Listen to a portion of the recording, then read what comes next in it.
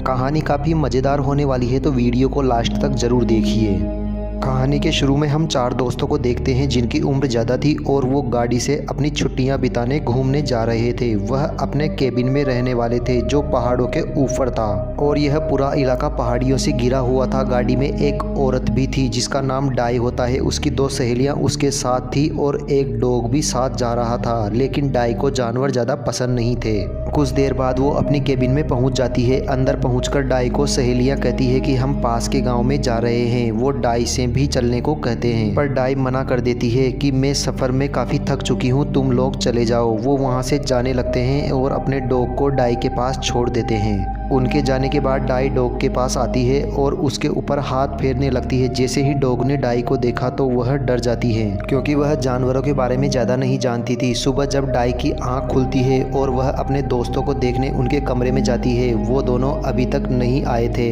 Die परेशान हो जाती है, उसे उनकी फिक्र हो रही थी। डाई डॉग को लेकर उन्हें ढूंढने निकल जाती है। काफ़ी ढूंढने पर भी उसे उसके दोस्त नहीं मिलते। जब वो आगे बढ़ रही थी तो डॉग के मुंह पर चोट लग गई, उसके मुंह से खून भी आ रहा था। डाई उसे चेक करती है, फिर सोचती है कि शायद इसने कोई पत्थर खा लिया है। ये सोचकर वह फिर आगे बढ़ जाती है, लेकिन वह डॉग पता नहीं क्यों आगे नहीं बढ़ रहा था और वहाँ से भाग जाता है। डाई ये सब देखकर हैरान हो जाती है। फिर डाई आगे बढ़ती है तो किसी चीज़ से टकरा जाती है, लेकिन डाई को दिखाई नहीं देती। डाई उसे देखने की कोशिश करती है पर उसे कुछ दिखाई नहीं देता। डाई फिर से आगे जाने लगती है, लेकिन फिर से टकरा जाती है। डाई डर जाती है और अपने दोनों हाथों से चेक करती है तो उसे कुछ महसूस होता है कि वह एक अदृश्य दीवार है। डाई सोचती है कि ऐसी तो कोई दीवार ही नहीं होती जो उसे रोक रही थी। वह दिखाई नहीं दे रही थी पर महसूस हो रही थी। डॉग भी इसीलिए डर रहा था और उसे चोट भी इसी दीवार की वजह से लगी थी। वह फिर कोशिश करती है पर आगे नहीं जा पा रही थी, तो डाई दूसरी तरफ जाने लगती है। वह सोचती है कि शायद उधर कोई दीवार नहीं है। डाई आगे जाती है तो उसे एक घर दिखाई देता है। उस घर में एक बूढ़ा कपल रहता था। उन्हें देख डाई को तसल्ली हुई। वो उनके पास जाने लगती है तो फिर से वह अदृश्य दीवार से टकरा जाती है। डाई समझ गई कि इस तरह की दीवार इस पहाड़ी पर हर तरफ है। डाई उस अदृश्य दीवार को हाथ से पीटकर उन बूढ़े कपल को आवाज़ लगाती है, पर उसकी आवाज़ वहां तक नहीं पहुंचती। फिर डाई को वहां कुछ अजीब लगता है, क्योंकि वह बूढ़ा कपल बहुत देर से एक ही पोजीशन में रुके हुए हैं। दोनों एक बार भी नहीं हिले।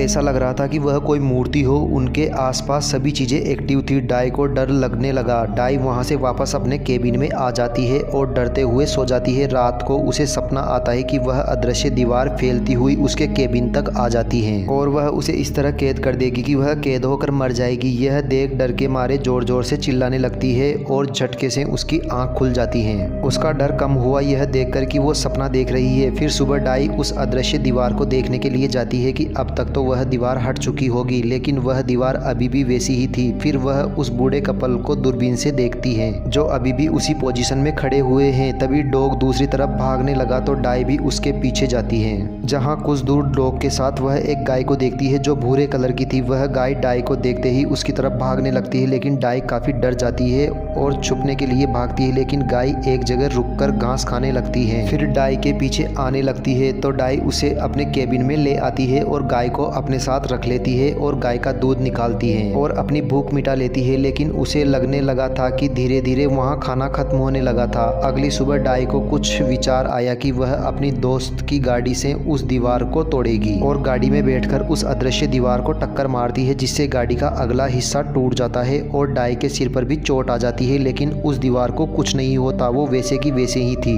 डाई को दीवार के उस पार एक गाड़ी दिखाई देती है, लेकिन वहां तक पहुंच ही नहीं सकती थी। अब रात भी होने वाली थी। डाई बहुत थक जाती है और अपने केबिन में वापस आ जाती है और जोर जोर से रोने लगती है। वो सोचती है कि वो यहाँ से कभी वापस नहीं जा पाएगी। वह पूरी तरह से हार गई थी। उसके दिमाग में उल्टे सीधे ख्याल आने लगे। वह रोज काट कर लाने लगी और अपनी गाय को खिलाती और दूध निकालकर अपनी भूख मिटाती। ऐसे करते हुए यहाँ उसने पूरी गर्मी निकाल दी, यानी 3 महीने से वो यहाँ है। वो सब्जियाँ उगाने की सोचती है, केबिन के पास वाली ज़मीन को खोदती है और अलग अलग सब्जियाँ उगा देती है जो डाई पहाड़ों के ऊपर से लाई थी। डाई हर दिन निकलने के बाद रात को कैलेंडर पर निशान लगा देती है और सारे दिन की दिनचर्या कागज़ में लिखती थी। अब वो जानवरों के साथ रहने लगी थी तो जानवरों के बारे में काफ़ी जान चुकी थी। वह जानवरों में घुल मिल गई थी। एक दिन बहुत तेज बारिश हो रही थी और डाई अपने केबिन में बैठी थी उसे आहट सुनाई दी। डाई ने केबिन से बाहर जाकर देखा तो वहाँ एक बिल्ली बारिश में भीग रही थी। तो डाई उसे अंदर केबिन में ले आती है, उसे अच्छे से पोंछकर एक जगह बिठा देती है। डाई बिल्ली को भी पाल लेती है। ये सब डाई का परिवार बन चुके थे। वक्त के साथ साथ डाई शिकार करना भी सीख रही थी, क्योंकि सब्जियां उगने में अभी टाइम लगेगा। शिकार करते हुए उसे काफ़ी परेशानी का सामना करना पड़ रहा था। उसे काफ़ी चोट भी लग गई थी, लेकिन वह काफ़ी हद तक तैयार हो गई थी।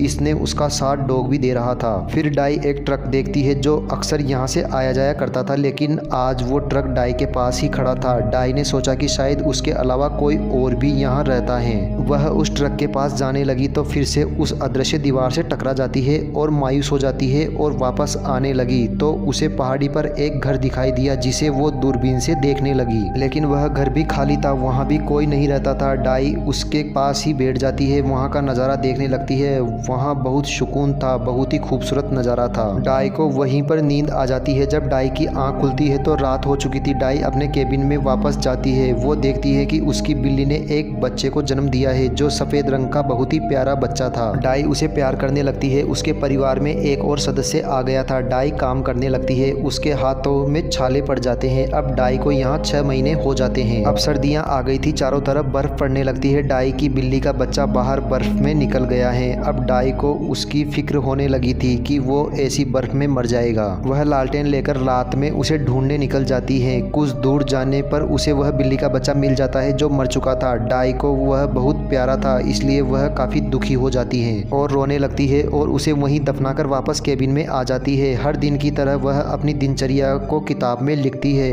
अब वक्त के अनुसार डाई बदलती जा रही थी, लेकिन उसने उस अदृश्य दीवार को चेक करना नहीं छोड़ा। अगले दिन उसकी गाय का एक बच्चा होता है जो गाय के रंग का ही था। अब डाई उसे बहुत प्यार करती थी। अब यहाँ रहते हुए डाई को 1 साल हो चुका था। एक दिन वह अपने जानवरों को घुमाने पहाड़ी वाले घर पर ले जाती है। डाई वहीं रुक जाती है। समय बहुत तेजी से गुजर रहा था। अब पतझड़ आ जाता है और यह भी निकल चुका था और वापस सर्दियां आने वाली थी। अब डाई ने सर्दी के लिए आग जलाने व खाने का इंतजाम कर लिया था ताकि लकड़ी जलाकर वह अपने जानवरों व खुद को ठंड से बचा सके। एक दिन तेज हवा चली तो डाई को बाहर से आवाज आई। डाई देखने बाहर गई तो वहाँ एक कौवा बैठा हुआ था जो सफ़ेद रंग का था और अकेला था।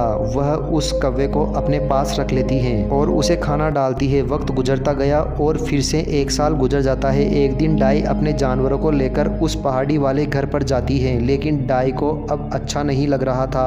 उसे वहाँ कैद सा महसूस होने लगा था। वो वहाँ से आज़ाद होना चाहती थी। अब वापस अपने केबिन में आ जाती है। यहाँ पर डाई को 3 साल निकल चुके थे।